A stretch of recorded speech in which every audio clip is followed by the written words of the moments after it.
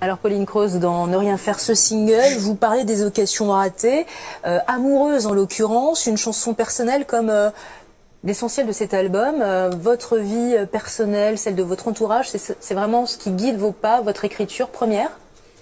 C'est vrai que ce sont mes expériences personnelles qui me nourrissent effectivement et qui font que j'ai envie de... Enfin, c'est le fait de vouloir les sublimer qui fait qu'on a envie de créer des chansons. C'est pour aussi en faire des expériences positives finalement. Et voilà, donc c'est ce que je vois autour de moi, mais c'est vrai qu'il faut que ça passe par mon ressenti. Alors vous, Ne rien faire, un titre là réalisé par Ours, mais ce n'est pas le seul. Et depuis vos débuts, vous avez toujours été plutôt très bien entouré. On peut citer Mathieu Chédid ou encore Arthur H. Comment se passent vos collaborations? En l'occurrence, est-ce que Ours est venu à vous ou c'est vous qui êtes venu à sa rencontre? Alors c'est le contraire, c'est moi qui suis venue le chercher.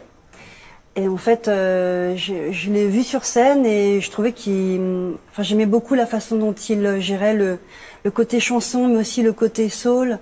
C'est-à-dire qu'avec les arrangements de chœur, tout ça, il y avait vraiment une belle harmonie aussi. Et du coup, je lui ai dit, voilà, j'aimerais beaucoup que tu réalises mon album. Et il m'a dit, oui, mais je ne suis pas réalisateur, donc j'aimerais vraiment, je voudrais relever ce défi, mais je voudrais me joindre enfin, avoir un binôme pour faire cet album. Et donc, il s'est associé à Romain Preuss. Alors, vous n'avez pas l'air olé olé. C'est pas moi qui le dis, c'est vous dans l'un de vos titres. Trop calme, trop lisse, c'est ce que vous dites, mais il faut pas se fier aux apparences. Est-ce que c'est difficile pour vous d'évoluer dans le milieu du showbiz? 2005, c'est vous arrivez, vous cartonnez avec votre premier album. Plus de 10 ans sont écoulés. Quel rapport vous avez avec ce milieu-là? Disons que j'ai plus de recul, je pense. Et puis,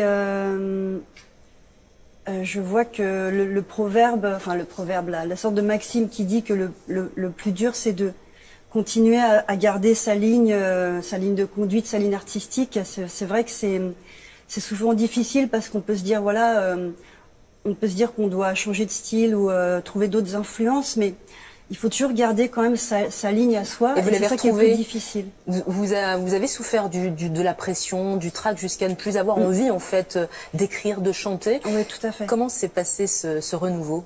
Je sais pas, je pense que c'est le temps. C'est le fait de digérer un peu les choses. Et puis, c'est vrai que le trac, c'était un truc énorme pour moi et ça m'a beaucoup fait souffrir. Vous êtes guérie aujourd'hui? Franchement, vraiment, j'ai vraiment progressé par rapport à ça. Et parfois, je ne l'ai plus. Et du coup, je me sens un peu perdue parce que je l'ai plus. Mais non, sinon, c'est formidable aussi de ne pas être submergé par ça. Parce que parfois, on fait du coup de mauvaises prestations quand on est trop traqueux. Oui, que ça n'enlève pas l'élan de la création. Alors, vous repartez en tournée à partir du 8 mars jusqu'au mois de mai avec un passage à la Cigale le 9 avril. Sur scène, la traqueuse que vous êtes, est-ce qu'elle est libérée totalement? C'est un espace de liberté pour vous? Oui, en fait, il me faut toujours quelques chansons pour me mettre à l'aise. Je démarre pas au quart de tour, mais c'est vrai que je suis beaucoup plus à l'aise qu'avant et je vis plus le moment, c'est-à-dire que même si parfois je peux un peu oublier des mots ou quoi, c'est pas un drame, quoi. Voilà, je continue, je chante. Et les gens aiment aussi. Le public apprécie. Voilà, les gens aiment aussi le fait qu'il y ait des petites failles. Avec une petite formation, j'imagine? Oui, alors en fait, on va être 3 sur scène. Acoustique? Les deux en fait. Mais donc un batteur qui chante et un clavier bassiste qui chante, parce que les chœurs sont très importants dans cet album. Merci en tout cas Pauline Croze de nous avoir fait la primeur de ce premier single, un album Ne rien faire. C'est à découvrir à partir du 16 février. Un grand merci d'avoir accepté notre invitation Pauline Croze et à bientôt.